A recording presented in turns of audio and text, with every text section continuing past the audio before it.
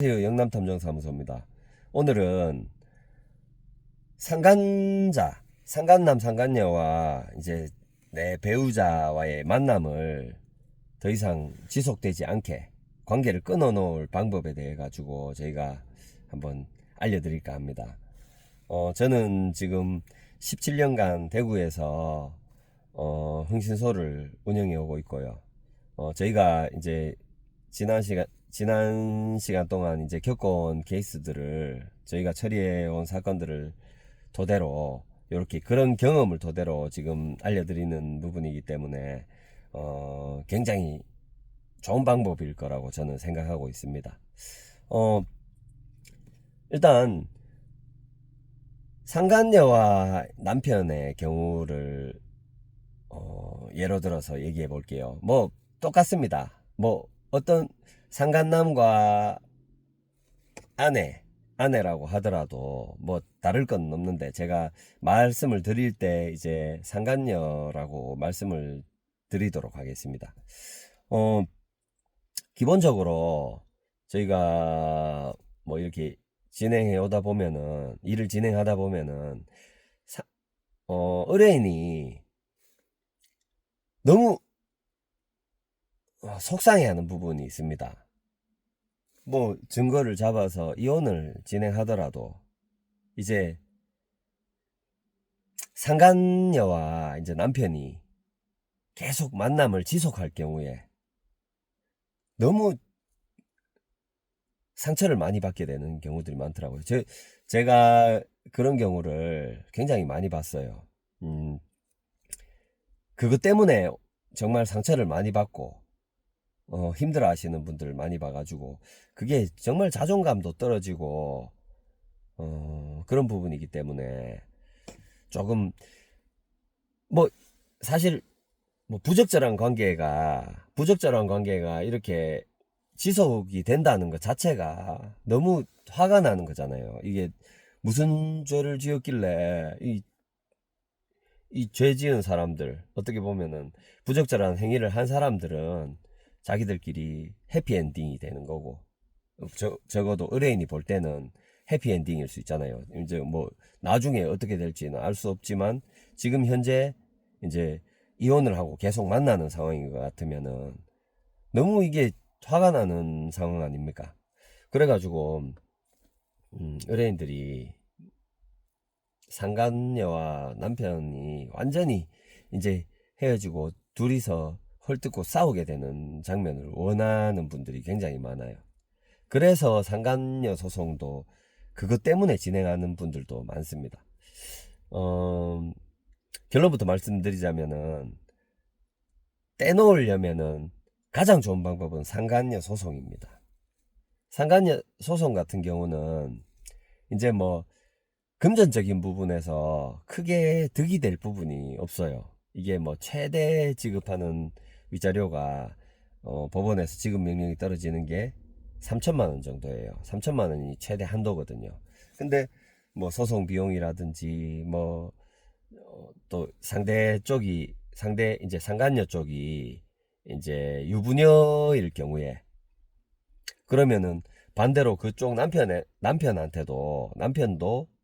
이제 상간남 소송을 진행할 확률이 높고, 그렇게 되면은 이게 뭐 금전적인 부분에서 남는 부분이 없습니다. 대신에 또 그렇지만 또 그거를 증명하기 위해서 상간자 소송에서 가장 중요한 포인트가 이제 유부남인 줄 알고 만났다, 이 부분을 명확하게 증거로 제시를 해야 되는 거거든요. 그렇기 때문에 그게 굉장히 까다로운 부분인데도, 알고 만났다 하더라도 누가 저 사람 유부남인 거 알고 만났다 이렇게 얘기를 하겠습니까? 그러니까 그런 자백이 가장 정확한 증거인데, 그 자백을 받아내기가 쉽지는 않아요. 그렇지만 저희가 그런 부분까지 뭐 의뢰인들한테 코칭을 해드리고 있고요. 그래가지고 뭐 굉장히 높은 확률로 그런 부분도 다 성공을 하고 있습니다. 하지만 이제 상간자 소송에서 상간자 소송을 왜 해야 되느냐, 이게 금전적인 부분에서 큰 뭐 이득을 볼 건 없어요, 사실. 근데 이 상간녀 소송이 이제 내 남편과 상간녀를 떼놓기에 가장 좋은 방법이 될 수 있습니다. 왜 그러냐 하면, 내가 소송을 걸게 되면 소장을 작성을 하잖아요. 그 부분에서 내가 뭐 이러 해가지고 저 남편이 진술한 대로, 남편이 알려준 대로 진술서를 이제 소장을 작성할 거 아닙니까? 이제 언제 이 여자가 뭐 남편은 무조건 변명을 하려고 할 거기 때문에 그런 내용을 그대로 쓰시면 돼요.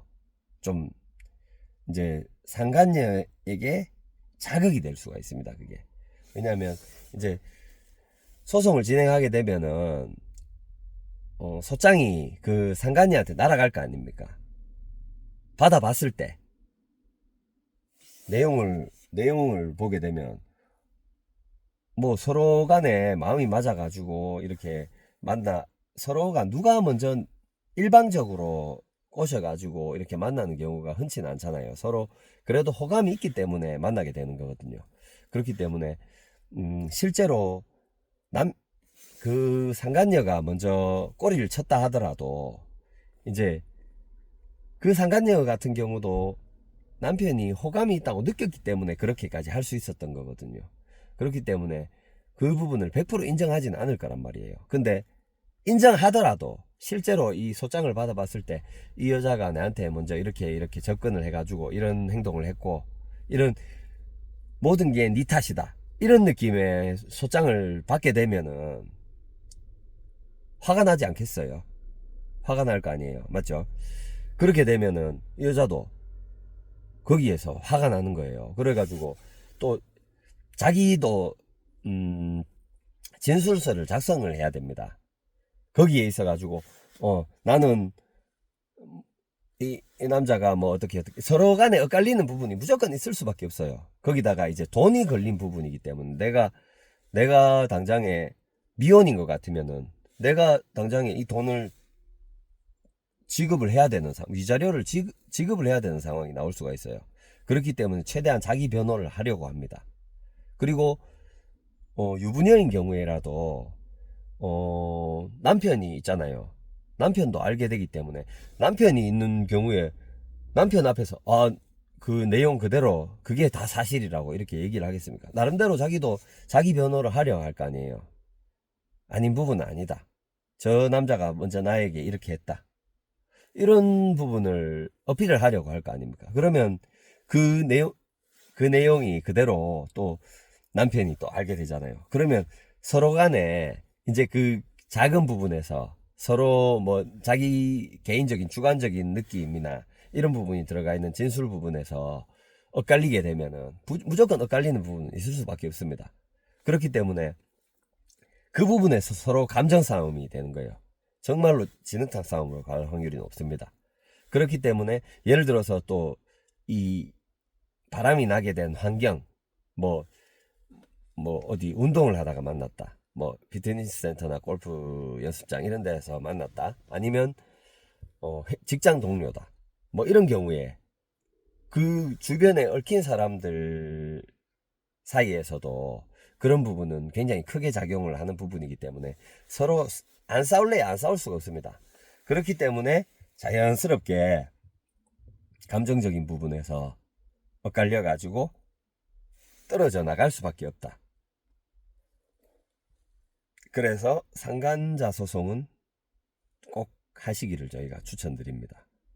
이 부분은 뭐 여기에서 뭐 금전적으로 크게 득이 되고 실이 되고 이런 부분을 뭐 따지기 이전에 이제 이 둘을 떼놔야 되겠다 이런 생각이라면은 무조건 추천드리는 거예요. 이게 제가 볼 때는 이게 가장 좋은 방법입니다. 그렇기 때문에 상간자 소송을 진행하면서 여러분들 마음이라도 조금 불리시기를 희망합니다. 이게 사람이 그렇잖아요. 저희도 뭐 저희 업체 같은 경우는 사실 그렇습니다. 이 증거 수집이나 이런 부분에서 저희가 뭐 일을 잘해서 뭐 의뢰가 많아지고 이런 부분도 있지만은, 제가 생각할 때 가장 큰 부분은 저희가 이제 다른 업체하고 차별화를 한 가장 큰 부분. 제가 사실, 저희 업체는 심리적인 부분, 그런 부분을 공부한 사람들이 굉장히 많아요. 이제, 저희가 이제 탐정사 자격증 이외에도 이제 심리분석사라든지 뭐 정보분석사, 이런 정보분석 전문가, 이런 자격증을 가지고 있거든요. 그거를 왜 가지고 있느냐? 정보분석이야 뭐 정보보안 전문가 이런 자격증이야 뭐 이런 일을 하는데 유용하게 활용이 될 부분을 배우기 때문에 그 자격증을 따겠지만, 심리분석사는 사실은 두 가지 효과가 있어요. 저희가 그 자격증을 따고 그 분야에 대해서 공부를 하는 이유가, 그 자격을 갖추는 이유가 뭐냐면, 첫 번째로는 이제 일을 진행하는 과정에서 상대방, 이제 대상자의 심리를 파악해야지 저희가 그 사람의 행동을 예측하거나, 이제 혹시나 돌발 상황에서 어떻게 대처를 할지, 이런 부분들이 조금 명확해집니다. 실패가 훨씬 적어져요. 그래서 상대방의 심리를 파악함으로 인해 가지고 굉장히 큰 장점이 될 수 있습니다. 그 부분이 첫 번째고요.